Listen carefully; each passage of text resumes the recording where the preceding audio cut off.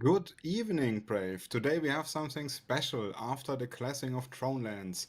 I'm happy to have the military leadership and some friends with us here. If you don't know what the military is doing, it's super easy. They are focused on player versus player, player versus NPCs, everything what we have. They helping in the background against or with offensive, defensive. They are responsible for the safe playground and all the stuff we have in our space. They also do tactics, fittings, doctrines, and background logistic for the military stuff. Um, I don't want to hold you longer back. I have Drosto in the line, I have Profii and Shattered Armor as my guests. And now we're heading over to the guest panel.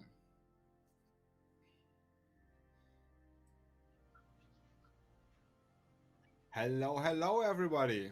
Nice to have you here. We do a short introduction and we start from the bottom left with Cal. So you have a little bit about yourself if you want. No pressure, starting off. So I'm Kel Drosto. I am your brave military 2IC, otherwise known as Shattered Armor's bitch.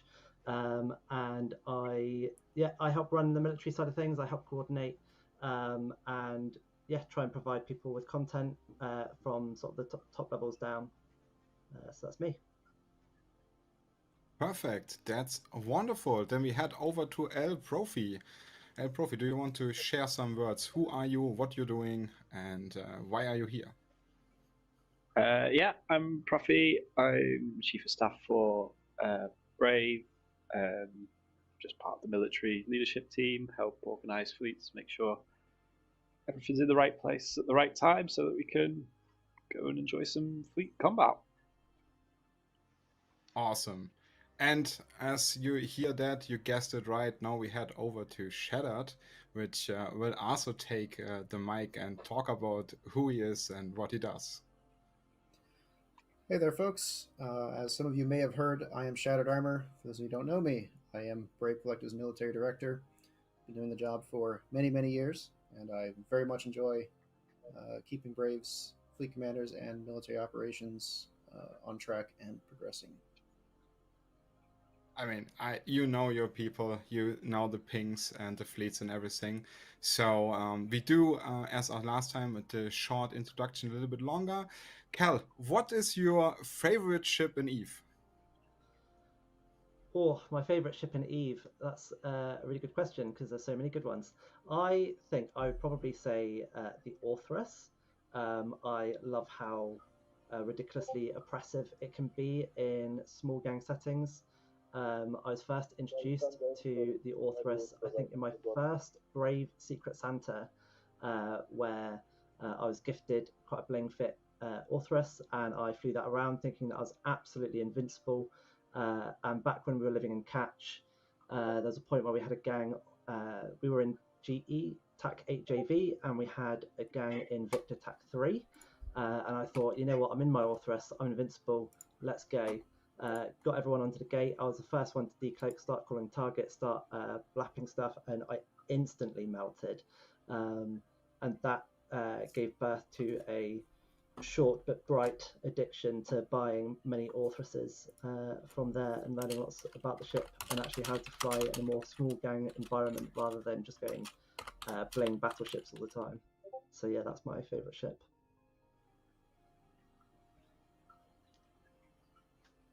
Cool. Then we head over to El Profi. Just to finish this round, we go also to Shattered. El Profi, what is your favorite ship in Eve currently? I think everybody knows the answer to this. It's obviously the Caldari Navy Hookbill. Oh yeah, there's a good one. Of course. The Death Police ship. Yeah, lovely. That, like the Hookbill is kind of like is great because it goes faster than most things and it can shoot 100k. So like if you want to just get involved in PvP and stand in and you don't want to immediately lose your ship, you can kind of hang around on the outskirts and get involved, which is good. Obviously, like we brought it in to deal with Kikis with varying degrees of success, but like I kind of went on the Hookbill meme.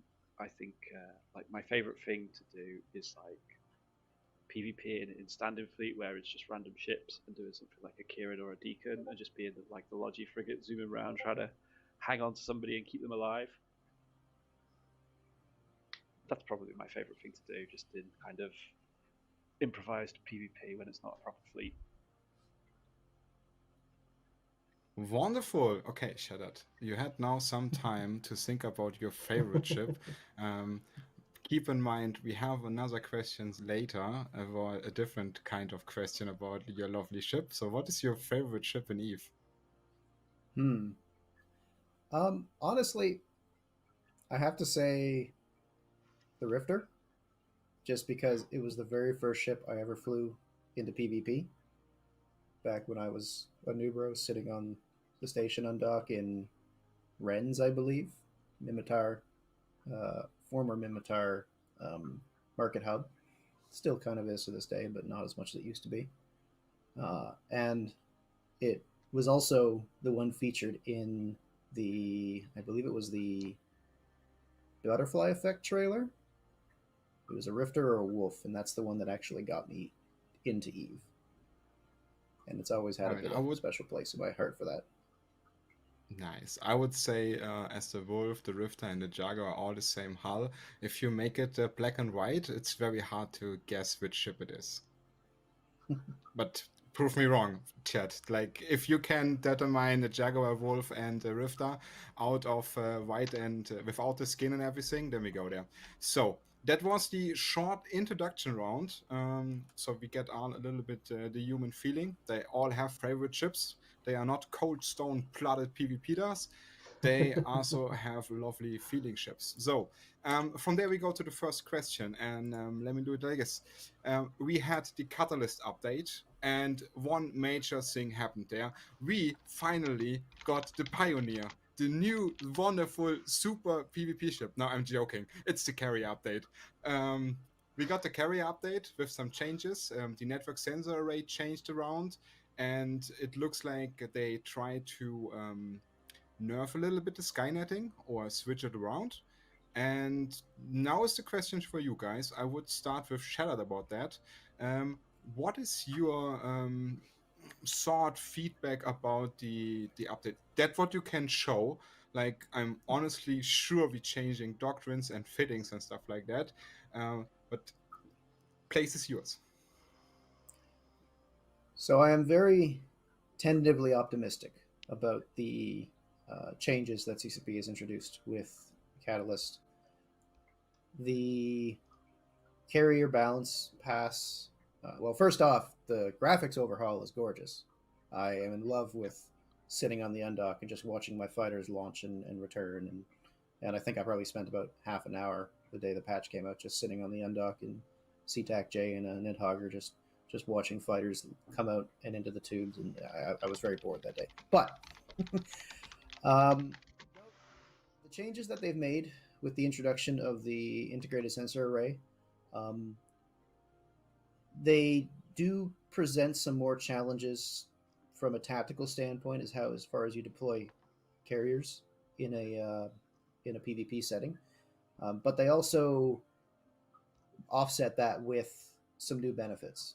And one of the biggest benefits that we've already seen from that is the fact that the integrated sensor array doesn't have the same navigation restrictions, nor does it have the same restrictions on the use of electronic warfare while using a carrier in a situation where its ISA would be running. We've been having a lot of discussions among the senior FCs on how to best take advantage of these new balance changes to carriers. And we're really excited to start putting them into practice and running some trials on these to see how they perform with the new fits that we're currently working on getting ready to push out. Cal, any other thoughts about the patch notes? Yeah, I think the changes to carriers are going to be really good. I think they're going to be really exciting. I know how oppressive carrier skynetting can be. We have used it both offensively and defensively. The ability to just Skynet from a keep star your carrier fighters over to over to, say, an antiplex that you're defending, which we had lots of antiplex defenses when we were living in Delve, thanks to Justice Egg, that were deployed against us. So we would quite often Skynet carriers from the Keepstar onto the Antiplex. This was before the Antiplex changes came in. We could just anchor one off the Keepstar, whilst then sending main fleet or other fleets off to other areas of space. Now, actually removing that ability, forcing carriers to kind of, I think, be more out in the open, I think is going to be a lot more exciting, actually unlocking their full potential rather than just spam fighter here, there, and everywhere. I want to see more utility from them. I don't want them to be seen as just a DPS boat, because we already have that with dreadnoughts. So yeah, getting some more variety from carriers and actually seeing them fill a new role is going to be exciting. Particularly, I know that we've got the NSAs to ISAs, but I think the real excitement is going to be with capital micro jump drives, and things like that, seeing how we can grump a group jump a group of people onto a small gang and maybe like MJD here, there, and everywhere or whatever. But also the boost mechanics if you've got a capital brawl going on and actually using a carrier a bit like a command destroyer, almost spearfishing dreadnoughts away, or hostile fighters or hostile factors or hostile capitals out of a fight. That kind of dynamic could also be really interesting if we see that utility really develop. Awesome. And then obviously, sorry, Profii. the prices as well. It's a good point that the price dropped down. Profii, you, how to say it, all of them already said something, so you have the awesome challenge to get your last thoughts here. Besides, yeah, everybody said already something. Show off. Yeah, I think. No, I don't think. I don't think the changes to carriers are going to make them change the world, but I think the price drop, making them accessible to, especially with the conduit thing, if you can send 30 people on top of people, it's almost like FC's first Titan in my head. If we can get people, getting carrier ult spun up, getting the skill train so they can get 30 people, and then they can use that to go and find content with small fleets, I think that's healthy for the game. So I think that's a positive thing. Yeah, the indie cost and the build price reduction and getting into people into carriers is definitely going to be the biggest deciding factor when it comes to FC's weighing the strategic cost of putting capitals onto a grid versus what the actual objective is to accomplish. And now that carriers have so much more utility and as a logistics tool, they're going to be pretty big, I think, going forward. And I think the other thing as well is where you've got dread brawls happening, which are very much static fights. You are in one single location. Once you drop your dread siege, you're there. You're just blasting as much DPS as possible. But then you juxtapose that with carriers, and you've got a much more mobile grid, which could be really exciting to see as well. Lovely. That was the military thought about the carrier update. No worries, we have more questions coming. Let me sum up this a little bit. I was reading on Reddit that somebody was complaining about, oh god, we got insta-locking carriers back. And I was then like, yeah, but it stuck 1 minute on the gate. You don't want to stuck 1 minute on the gate. So it's actually like balanced again. Anyway, next question. So you are all super experienced players, same for FCing, also like fleet command. And the question would be, what was the most influential battle you had the chance to actually FC? And we start with El Profii. Oh, okay.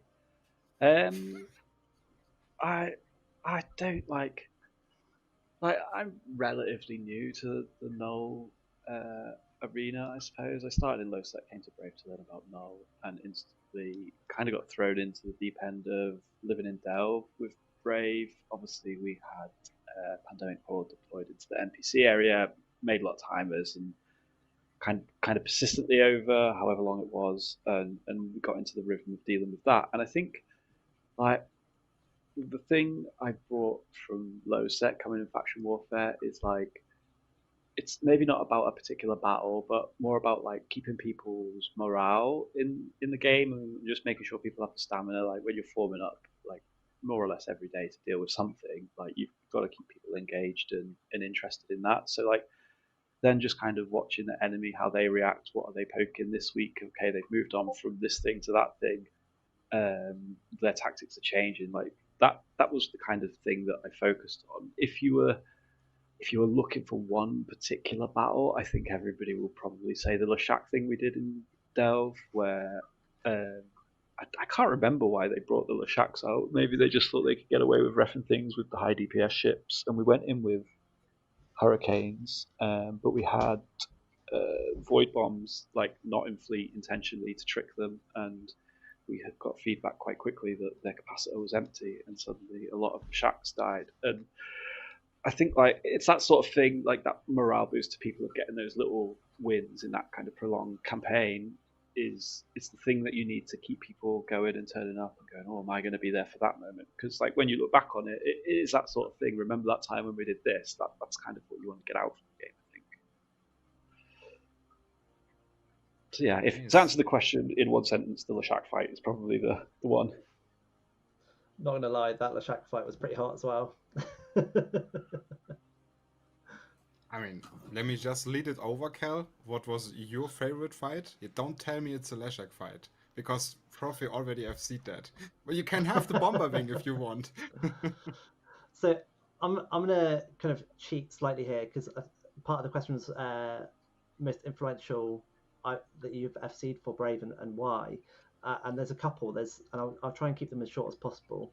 I think the first one was literally right as World War B 2 was kicking off back in, when was it shattered? 2020? Early, mid 2020, wasn't it, that it kicked off, I think. So about 5 years, just over 5 years ago now. And we had anchored a keep star in Fat 6P in Southern Catch, and Goons had a series of iHubs. They'd controlled the systems up to that point, and so we were at that point pushing to crack those iHubs wide open. And it's the first fleet that I've ever FC'd in a big multi-fleet environment, kind of one of those bigger stratops. That's the first time that I'd ever done that. And so I eventually got caught out on a gate with a small jackdaw fleet between initiative munins and goon munins, and predictably I got shredded. I told everyone to starburst from the gate rather than just continuously crash gate, even though we had supremacy in numbers and all I had to do was wait for our guys to come. It didn't quite cross my mind about the the advantage of just crashing gate. Yes, you'd lose one or two people here and there. The other one was we were deploying Macarials from T5ZI again during World War B2 back to Catch in order to fight Initiative, who deployed to Curse. And at this point, I very quickly learned that if Shattered is telling you to jump a gate, don't jump that gate because it's going to end quite badly. And as he came into comms, like, initiative are forming, get safe, get to a keep star, just go, jump the gate.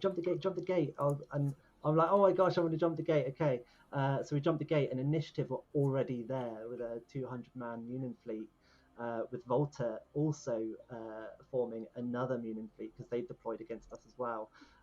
And a few Macarials managed to make it off the gate.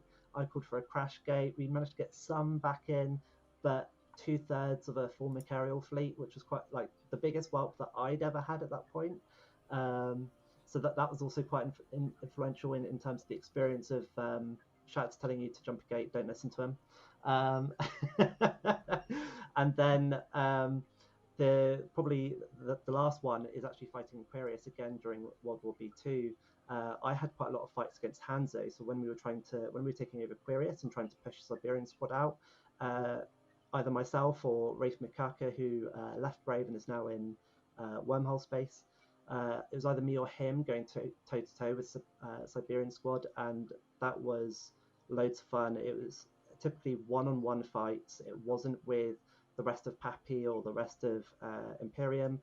It was just Siberian squad versus Brave, fairly parity numbers, and so trying to introduce new tactics, ways of doing things, and just having fun, like during a war that was really quite soul destroying at points. So those are kind of my three three main fights I would say that was most influential for me FCing. Wonderful. Shattered, since Cal just took all your speak time, yeah, I give you 2 sentences. Make it work.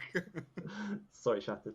No That's worries. an easy Just choice joking. because for me, hands down, the FTAC N iHub sovereignty defense from when Fraternity tried to headshot our staging iHub back when we were living in Pureblind. Nice. Do I get more than 2 sentences? Okay. I'm fine. Like we need to be a little bit in the time limit. Like Oh, of some course, people maybe want to go to bed. We will see that. Okay, we heading to the next question. As every SCFC has weaknesses, and we not talk about weaknesses because this is OPSEC. We don't talk about that. We talking about what is your strength as an FC, and we start with Shattered. Okay, well, um, so our strengths as a leadership triad, I like to call it. Um, a lot of what it takes to run an FC team really comes down to how you manage people, how well you're able to, um, settle out disputes, how well you can get along with the people that are members of your team, and so I made sure that when I brought in Profii and then Cal, I wanted people that I knew could interact well with the various personality types that make up the Brave Collective's FC team. So both of them are very good in those roles. Profii has FCs that he's very good at interacting with. Cal has FCs that he's very good at interacting with, and I have FCs that I'm very good at interacting with. Because FCs all have different personality types and different levels of ego and different skill levels, and you need to be able to support them as they're going through the growing pains of like becoming a more experienced FC, dealing with wins, dealing with losses, just the learning process, because it's always about learning where your weaknesses lie and how to shore those up in order to um, improve yourself. In addition to that, I really appreciate Profi's ability to help with the scheduling and keeping track of all the various objectives we have going. He's a very organized person, so he's able to help us a lot with like generating our daily timer board, so we always know what objectives are on the clock, which has been very important the last few weeks because we had the sheer number of timers that we were dealing with in the drone lands. It was very important to make sure that we knew what the timers were, the FCs knew what the timers were, and we had people ready to actually go start forming fleets when those timers came around. Cal, on the other hand, has always been very helpful with the admin side of the house because a lot of running this FC team turns into a lot of paperwork, recruitment apps, promotion apps, managing all the various special interest groups, the SIGs that make up Brave Collective. All of this stuff falls under the purview of the military team, and having people that can help you um, in all aspects of the administration, the organization, the scheduling, and the actual running of fleets, of course, is paramount.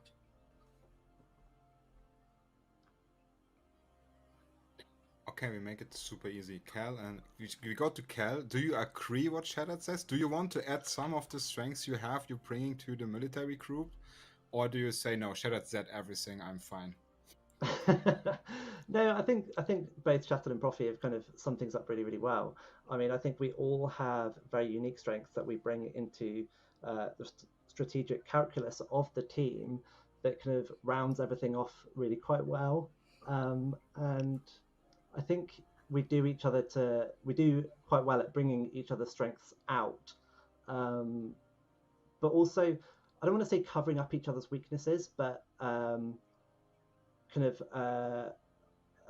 what's the word? I can't think of the word at the moment. But we prop each other up in those weaknesses that we might have, particularly where like time zone differences makes quite a big thing. Where I can cover a little bit more AUTZ type stuff. Profii is very active in EUTZ, and then Shattered obviously being USTZ, which means that we actually have mostly a good like time zone coverage between the three of us as well. So there's typically always going to be someone from Milcom that's on. It's there to support our other FCs.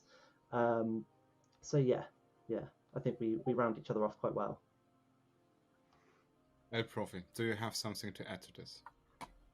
I think it's mostly been covered. I think my view of this probably leads on to Shatter's point of kind of like the triad amongst us. I would say like my role in the three of us is I'm kind of the boring one in a map. I always kind of think if I was like checking the fence around the house, if there was a tiny little hole in it, I'd be like, no, guys, we need to fix this hole now. Stop what we're doing. It needs to be right. Let's have standards.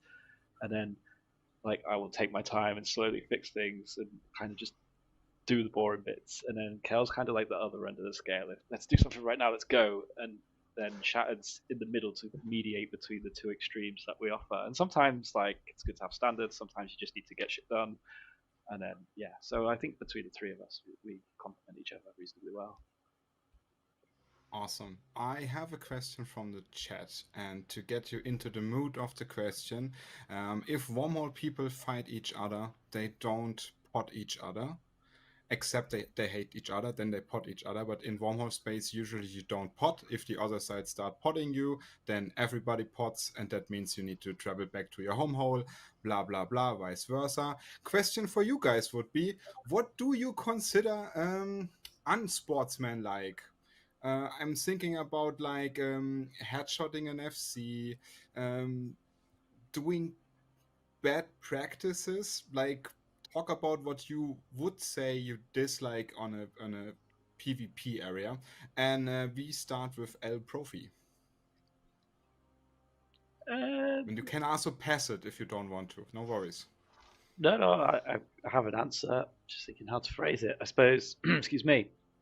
I suppose in like when I started, I was in low sec. When I got into FC in, like the whole reason I got into FC in was somebody would headshot the FC and then nobody would talk. The fleet would die, and we'd be like, okay, that was great, just died. So like my first step into FC was FC got headshot, and I would just start calling targets. And I can remember the first thing I did was call the other FC's ship. It was the tankiest thing on grid. It didn't die. We all died anyway, and it was a fantastic start. But there we go. And I suppose that probably leads on to the answer to the question: is that like as an FC, it's up to you not to get headshot. Really, like obviously nullsec has monitors, so if you want to use a monitor and not get headshot, you can do that. Low sec people tend not to use monitors, and they'll go for a high grade pod and a really tanky ship to make sure they don't get headshot. And if you don't want to get headshot, bring the right fleet comp with the right amount of logi and the right amount of support to have grid control. Like, I guess my answer to this is if you don't want somebody to do something unsporting to you, as I said, I'm the boring one that plans things. Plan ahead, bring what you need to deal with it, and do your job properly. Like I'm really like ruthless in that aspect of like just get it done and do it properly. That's my answer really. Nice. I see Cal is smiling, but I put the point to Shattered. What is your unsportsmanlike?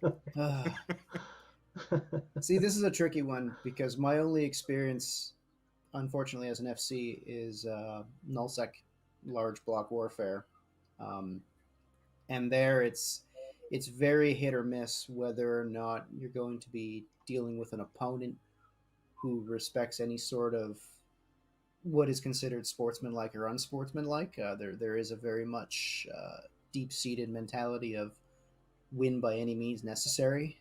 Um, Not as prevalent now as it may have used to have been in the earlier days of Eve, when I'm sure you guys have heard some of the stories of just how um, cutthroat things could get in nullsec wars.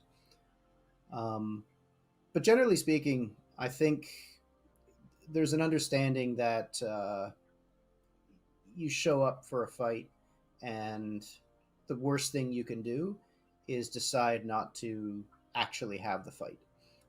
And this is sort of maybe my mentality as someone in Brave who lives for the thrill of the PvP and the shooting of spaceships.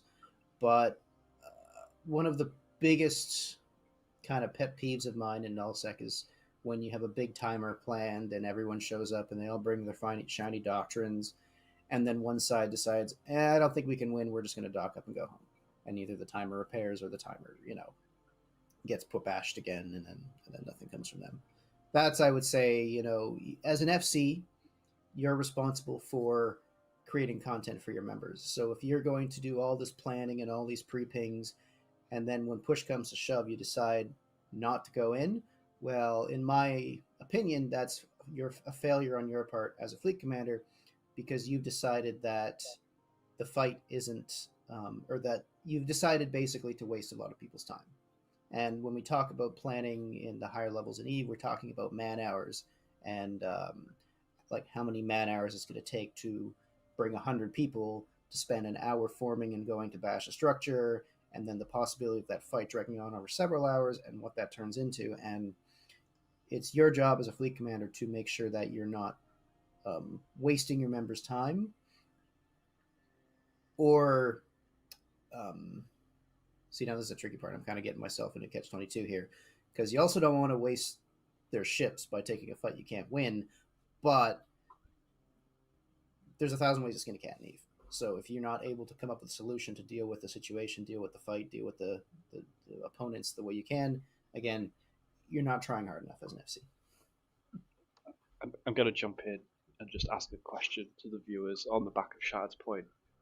Would you rather be in Brave? We took the fight in the Nightmares, which maybe we shouldn't have took at the end of the Delve campaign, but we took the fight, and we got the big ships out and we did the thing.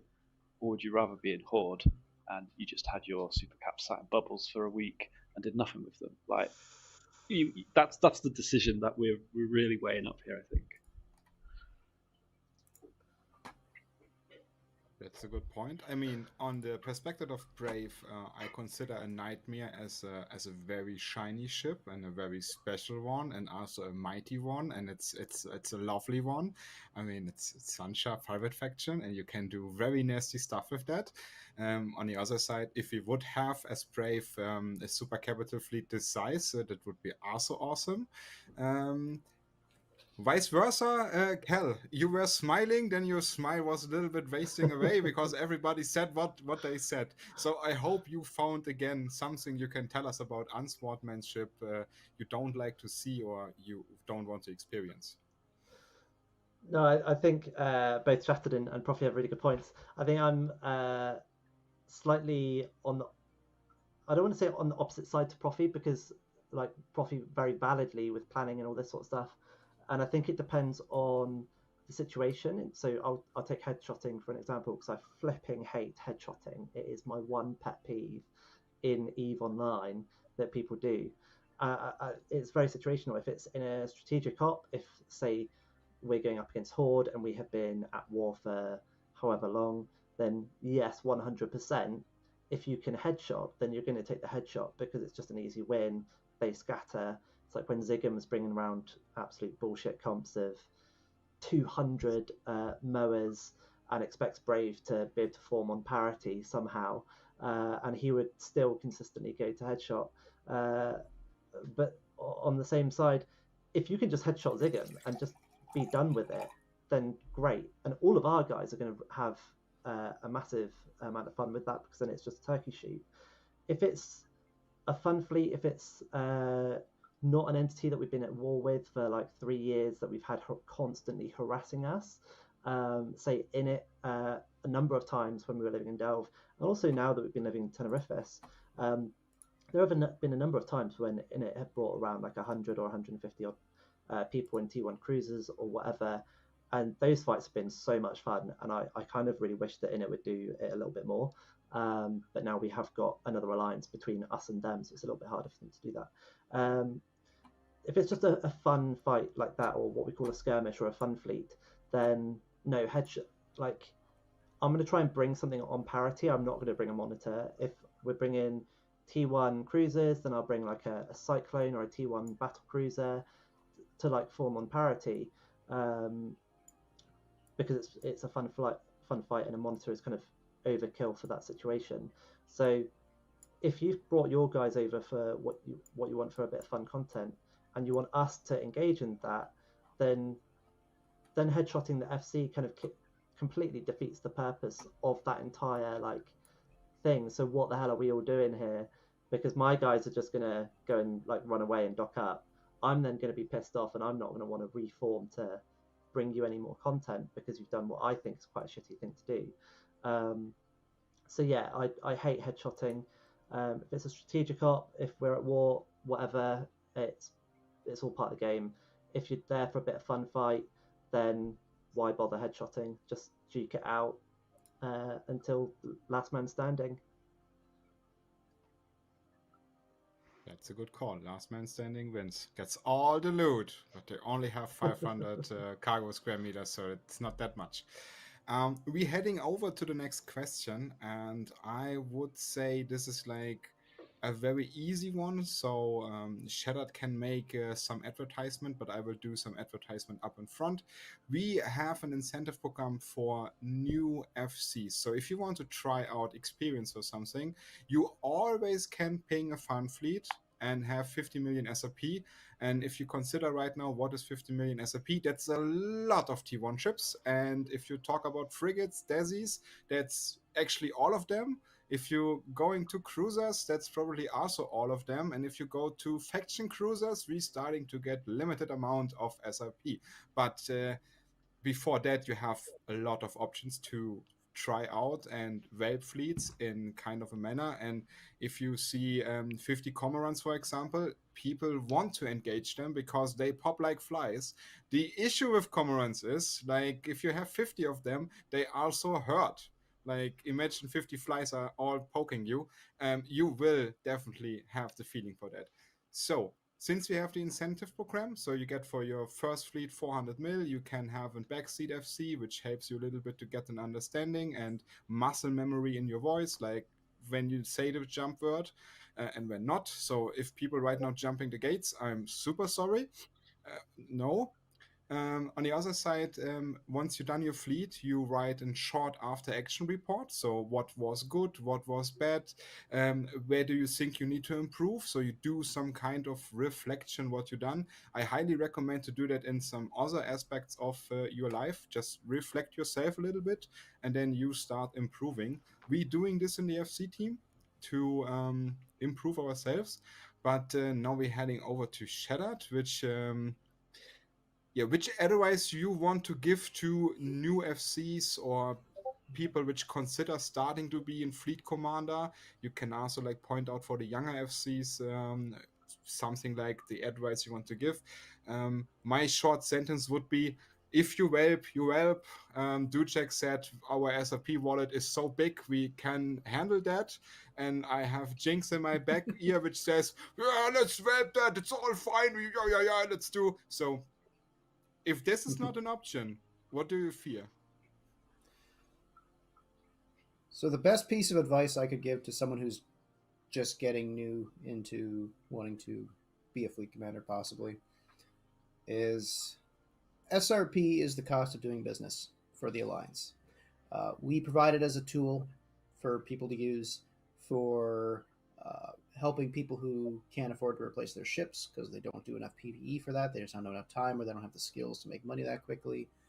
It's also a training tool for the fleet commanders themselves because this is how you gain the experience by going out and whelping a fleet and then writing an after action report and learning from your mistakes. Um, there's only so much you can learn about fleet command. I have something of a holistic view of what makes a good fleet commander. Um, it's really something that you can, like, the best fleet commanders in Eve have gotten to that point through years and years and years of effort in order to develop an instinct for making the right calls, making the right positioning, having your situational awareness, being able to manage your intelligence resources quickly and process all this information coming at you. At the starter level, though, you don't need to know any of that. You just need to get out and fly and ping a fleet and pick a target and go Sorry, I was just find answering the something chat. Somebody or was someone to asking, shoot. can I ping for an ESS roam? And I was like, yes, you can, but Yeah, please, as it is a 100%. fun roam, Go and do it. not Oh, more than absolutely. 50 million. If you take a bigger ship, let's say a Vagabond, you Like, get 50 mil and the rest you pay out of your own pocket. For some people, that is peanuts. For other people, this is a lot. That is the learning curve of Eve. You start with a little bit and then you grow your wealth. And for some, it's faster. For others, it's slower. But also, people say, like, hey, I'm not in PvP, I'm more a miner. and then they have a Hulk which costs 700 million. I'm like, yes, that's also fine. That has drones that can do PvP, but not in a special way. From point of perspective, Cal, do you want to add something? I think there can be a habit of massively overthinking things, and I know that I did this. So I started out actually FCing through ADM fleets, and again, it was back when we were living in Catch, and we had simple farmers constantly harassing in sort of northern Catch on the HGP Cabo border, and I saw that our FCs were it was the same FCs doing ADM fleets over and over again. So I was like, I'll do some ADM fleets, and that's how I got introduced to FCing, and some of the other skirmish FCs kept on saying, take an offensive like fleet out, and I was like, nah, I can't do that. I can't do that. No, I'm not good enough for that, or I don't have the skills for that, or I don't know what I'm doing. How do I look for content, or this? And I was massively overthinking it. And actually, that is the biggest hurdle is actually yourself in terms of getting out and actually leading a fleet. I think if you can just say to yourself, I am going to get 20 odd people in Corms or Atrons or Caracals or whatever, and just take a filament and see where things go. That's like your thing right there. That's like the entry. Once you've done that, once you've taken that first kind of leap of faith, as it were, the FCing world is your oyster, and that can be a huge kind of confidence booster there. I think one of the things I would say that is if you want to be an FC, then absolutely do it. But think about why you want to do it as well. Because if you want to do it because you want to make content, you want to run fleets, and you enjoy leading fleets, awesome, do it. If you're thinking, you know what, I want to be an FC, that's a really nice shiny tag, then perhaps not, because those people tend to join the FC team and then they go AFK or they don't really do much, and that's kind of quite incongruous to what we're trying to achieve in the FC team. We want ideally as active people as possible, and obviously real life gets in the way sometimes, and that's okay. But yeah, I think those people who are thinking to themselves, this, who have been in Standing Fleet, who have directed Standing Fleet on how to fight a small gang, those people, what they're doing is essentially fleet command. They're commanding a fleet, and so that's half the battle won there. Commanding a kitchen sink fleet, strongest fleet in EVE. They have everything from Evor, no logi, and a lot of DPS. Profii, do you want to add something? Yes, you can say that the Hookbill is the best learning ship for home defense. The thing I would say is, if you were interested in getting in FC, I suppose the thing I say to brand new FCs is you're more or less playing the game with your push to talk key rather than the normal buttons. Like, ultimately, the words that come out of your mouth are going to direct the people to do things. So the best way to understand what I mean by that is just go on lots of PvP fleets and think about, at the end of the fleet, what did the FC say, and did that work well? And okay, so what was it that was key in that message from the FC that made us do that particular action that pulled off the thing that made us win or lose the fight? And then plagiarize it, just steal all the tricks from all the FC's fleets that you can go on and incorporate them into your own fleets, and that will give you a great foundation to just start getting out there and go and find some fights. That's true. I mean, if you join a fleet and you face something and you have a combat probing Dictor, for example, you help the FC a lot because he doesn't need to do the combat probing anymore because he has right now somebody which is doing it. Same goes for the tackle pilots and all the other small niche people we have in the fleet which do something. And then in the end, you warp to somebody, and then you end on top of the enemy fleet, which they like. Yeah, we are long range arties. No, we don't want that. And you have like blaster atrons, which like chewy tornadoes. I love it. And your hero blah blah. Okay, so then we head over to the next one. you all doing the FC stuff for a very long time, and you probably already answered that question on the on the one side or the other side during this interview. Um, but can you do it in one sentence? What brings you back again and again to ping a fleet to fight another fleet in Eve? What is this burning flame in you which is always gets feeded and you says yes, this one, and I will don't want to do this? And we start with Kel for this one.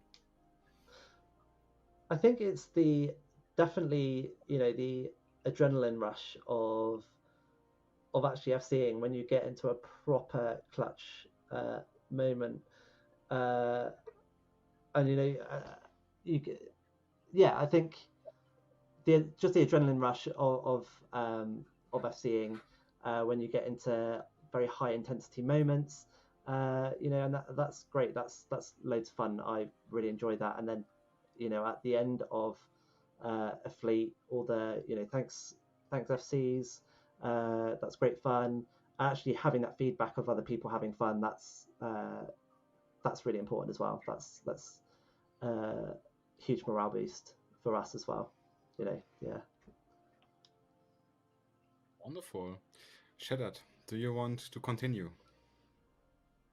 Uh, every day that I can see plans that we've been working on for weeks, if not months, in some cases years, seeing those plans come to fruition, seeing Brave grow and persevere and sometimes even win is all the reward I need.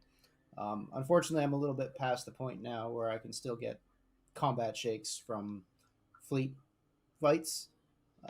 Typically, I need to go to solo content, hot drops, supers, that sort of thing to still get that kind of rush. But I do love the day to day of seeing Brave continue to, um, well, exist, but also always make progress towards current endeavors, future endeavors, solidifying our presence in the game. Awesome. I love it. Profie. Again, you're the last one here which has to answer, so you can either agree to Cal and Shattered or have your own words. I would say I am useless at all other aspects of the game, so I stick to FCing. I can just about herd people into a fleet, and so I stick with that because that's all I'm really useful for. So that will do. Wonderful. So then we have a lot of more questions coming, no worries. Next one is what makes Brave different as a military entity to organize, compare in a collision size of, for example, Fraternity or the Goons? I would also point in it to that, so as well in it. What's the difference from from the Brave perspective to like the other very big groups we have in the game? And let me start with Cal. I think our skill ceiling tends to be slightly lower than other groups. We have a lot of very high skilled players in the alliance, but we're always trying to uh, kind of cater to the lowest denominator. In the and this has been a battle for introducing high blingy ships, so T3Cs or nightmares. A lot of the arguments behind introducing those doctrines was, but we're a new bro alliance.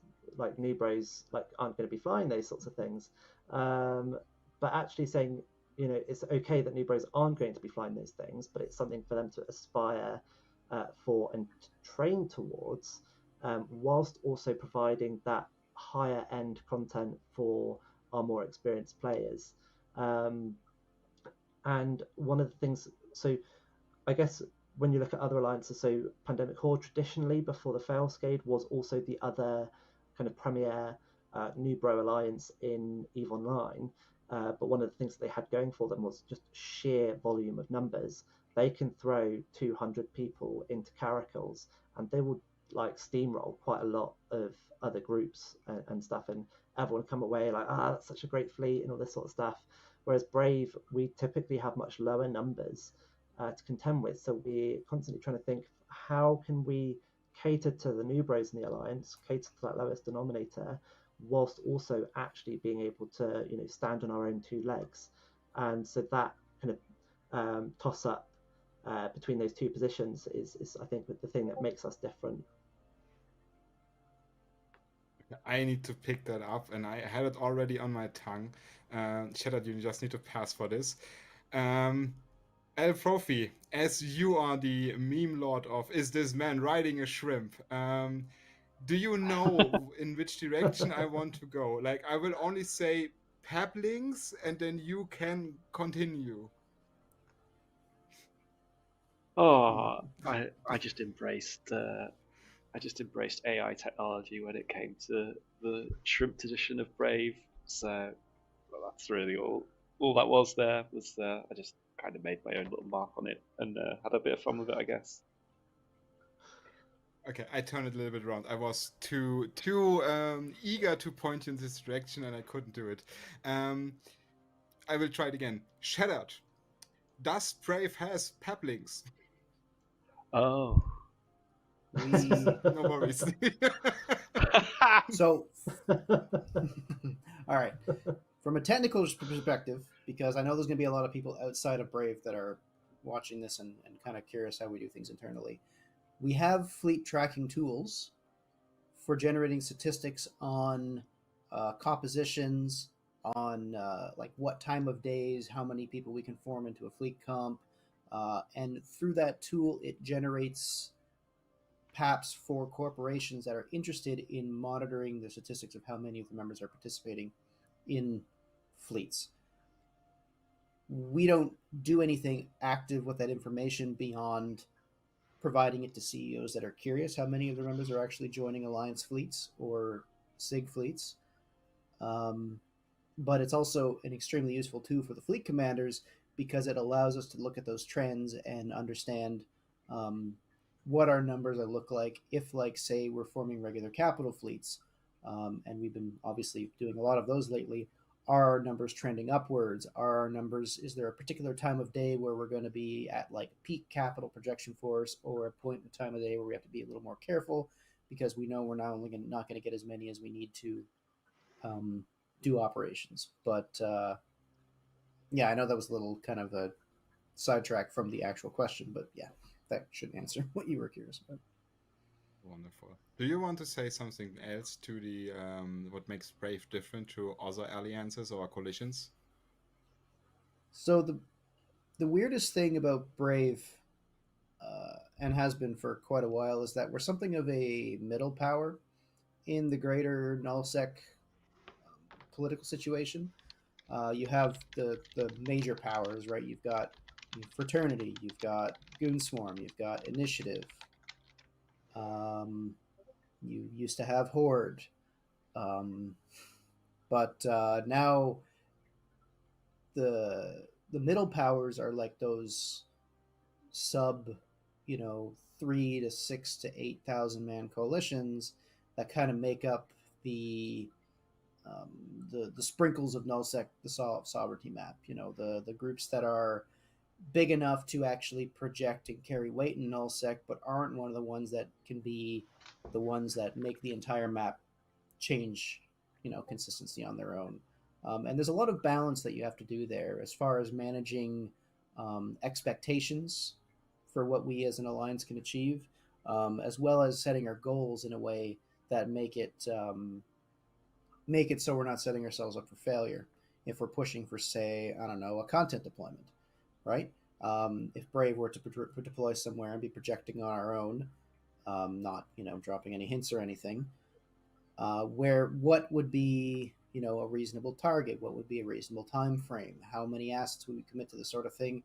These are all a lot of discussions that we, as my triad, Kel and Profii and myself, have to have well in advance before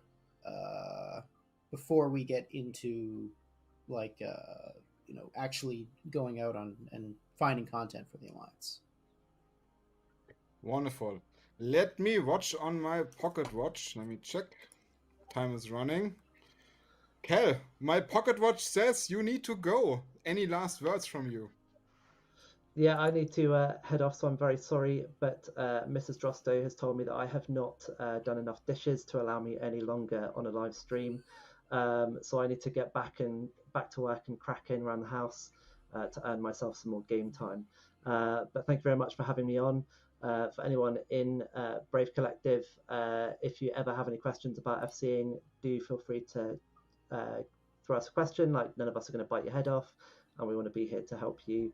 If anyone has any ideas, feel free to throw them our way, all that sort of stuff. But yeah, so thank you very much for having me on stream, and I hope you guys enjoy the rest of the evening. Thank you very much.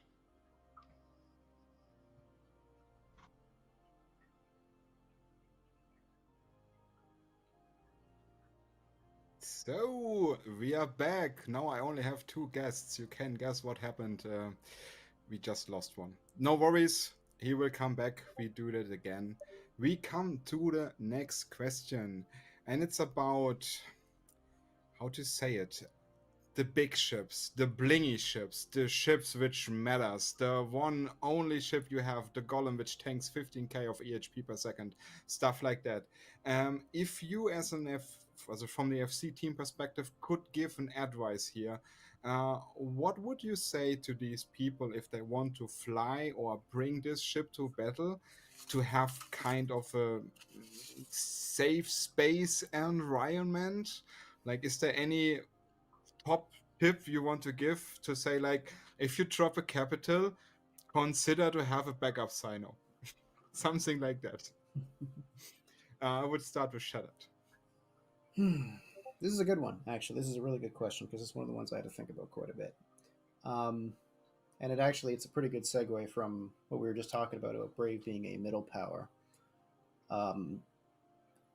Inherently in nullsec, you're always going to encounter risk, and your risk rewards always are going to scale almost exponentially the heavier the asset that you're putting on grid.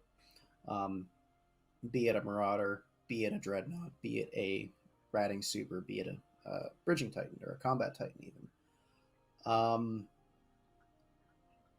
The best thing I can recommend, and this is particularly now that we live in the era where people can join the game and buy a bunch of skill injectors and be flying one of these ships the next day, is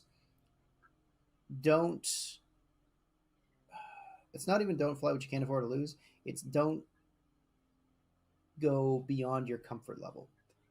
If you're undocking that shiny new carrier for the first time, and even just sitting on the undock is getting you like nervous about, activating the jump drive, about having to get into a place where you could get tackled, where you get killed, ask your peers, ask your wingers for any advice they can give you on how to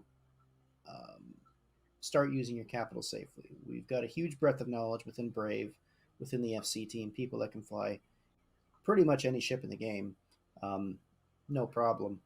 And there's always someone who can, give you advice on how to fly that nice shiny new toy better and safer. Because a lot of the time in Eve, it's not about your individual skills as a pilot for how to navigate your ship, use your modules, micromanage everything that's going on. But you also need to be able to, like, there's a lot of things that are going to happen outside of your control. So it's how you respond to those unknowns, right? So, and again, this is something that only happens with experience and with developing your knowledge over years.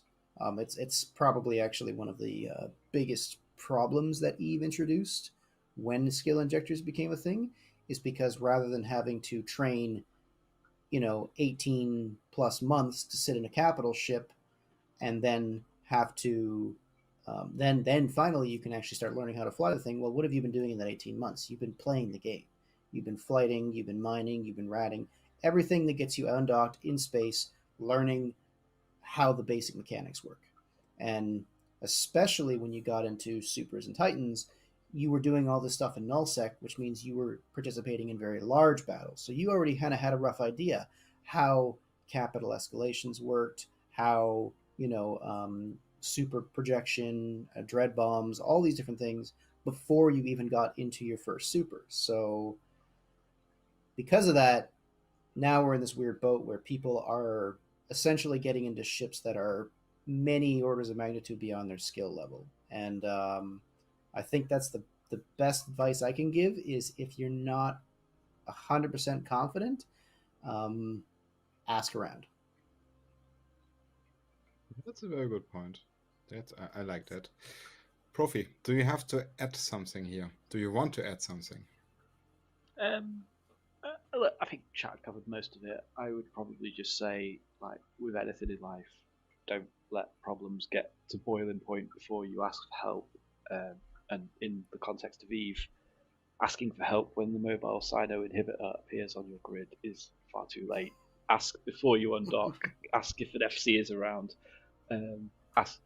I was going to say, Shattered is absolutely right. Ask appears, but seeing as Kel has left, I'm going to direct everybody to Kel because he's not here. Everybody ask Kel. He will help you. It's fine.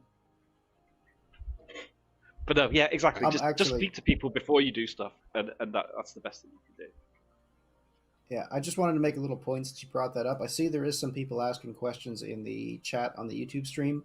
I will go back and read that afterwards, but if you want to get a direct answer from myself or any of the other two, feel free to just message us on Slack or Discord if you can find us and you're not in Brave, and we'll be happy to answer those questions.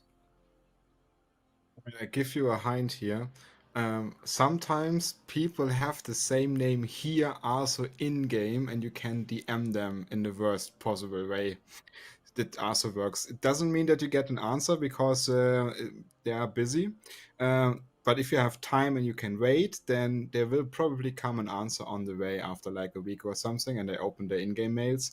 There are different ways to roam, so that's your way. We have some more questions and we're running out of time. Let me see.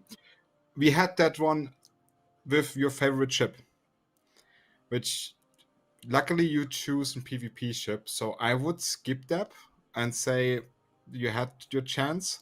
And we just heading over into like, let me look in my class bulb and rub it a little bit. So anything funny coming up in the winter months, which you want to say something, speculate, give us a small look. I start with El Profi, and then I come to Shattered, because Shattered has probably the more spicy answers, but let's see. I'm for El Profi. Now you put me on the spot. It's all top secret, but no, I think like I think realistically, obviously, the changes in the power dynamic of Null with whatever Horde are going to do next is the next thing everybody's looking at. So until people know what that really means and it settles whether they're going to form some kind of alliance within it, whether they're going to go on their own, find some new allies, you'll then start to know which size groups are where. Obviously, in it are big. Winterco is big. The coalitions are kind of smaller. So like, it's as Shad was saying about like you've got to look for content that's kind of sustainable. You can't overfarm people and just punch down on smaller groups because you just run out of content very quickly. So I think at the moment we're still in a period of change. Everybody's kind of watching the game to see how the cookie crumbles, and that's kind of the point where you probably start making decisions on what's next. Oh, wonderful. Like, I'm eager to see what happens with Thunderdome 200 in Thronelands once the small cooperation and alliances established there and have their small piece of NISAC. I'm probably very happy to see Brave bringing some fun fleets into this area and see how these people respond. And that's probably also very nice training lands for younger FCs, depending on how the people respond. They defend the ESS, whatever we will see. Shattered, as you are in the lead and you all the strings running at your point together, is there something you are allowed to tell us on stream? Be aware, we are not limited to Brave. Anybody can listen, so be careful. Oh, I'm not too worried about what other people are hearing here because I'm almost certain that they are having the exact same discussions we're having. the big things are looking at the new carriers, seeing if the meta and the price point is in a way that makes it more favorable to be more aggressive with carriers. Um, and the other thing too is these new mining sites. That's something that we haven't. I'm sure you weren't really planning on us talking about in a military chat, but these new mining sites do pose a lot of interesting potential for content generation, as well as being a source of increasing our industrial throughput. Because even in our level as fleet commanders, a lot of the time, the only thing we're really concerned with is logistics.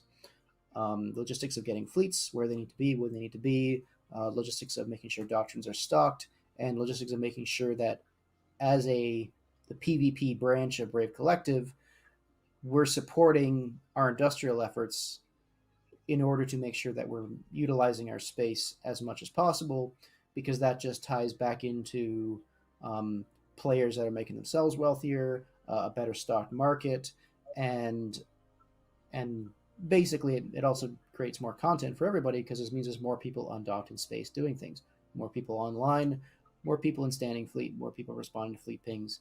It really just all ties into itself. It's a big loop, right? Yeah, it is. Like So when we yeah. had the first chance to experience one of these sites, I can't talk about it because the site already passed away. They're only available for 40 hours.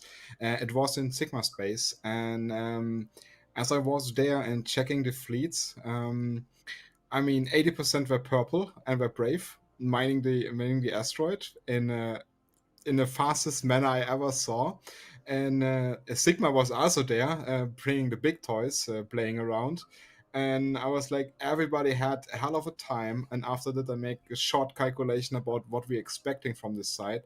And it looks like that per roid, it's like 50 bill you can suck out. And you have like 3 roids, so 150 bill you can actually extract. Depending on the current prices. So that's what I want to say. Also, half-hearted Brave as a Mining Alliance. You heard it here first in the military chat. Sometimes we're As mining we rocks, coming, sometimes we're mining ships. yeah, I mean, somehow we need to build the PvP ships we blow up, and this is roids. In the first beginning, as also what CCP said, it's all start with the roids, and from there we do spaceships. If we would be in the Warhammer 40k, we would actually have asteroids with guns flying around. But it's another story. We coming. Wait, we had El Profi in this, we had Chad in this, so we coming to the end. Before you both are allowed to warp off, and I'm lifting the dicta bubble here. El Profi, do you have some last final words?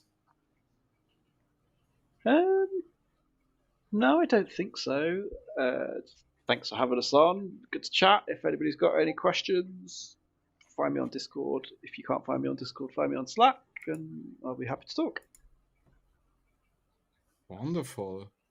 Shattered, do you have some last words, closing marks you want to share with the world? It's a great time to be in Brave Collective.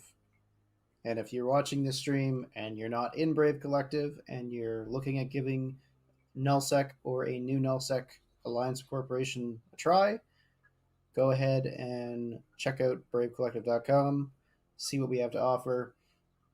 Come give us a try, because we're going to be doing a lot of stuff over the coming months, and I'm hoping that you guys can be around for it, because it's going to be a lot of fun. Thank you very much. I need to thank Cal Drosto to be here. I also thank Profii that he has made the time possible here, and the same for Shattered that he made it possible to be on stream, asking some of the questions and everything. I'm super happy about this. We may have some other ideas of how we will do interview with the military. I had today a very, very long chat about which kind of ships should standing fleet bring, and we had a lot of discussion. In the end, it was about like how big is your wallet and what do you want to lose. And from there, it was like, yeah, we can start with frigates, we can have the Prophecy Navy issue and stuff like that. So I could imagine that we have like a very relaxed coffee table discussing about which ships are better in certain situations. But we don't do that here. We will slightly slow out here and then see you again the next time.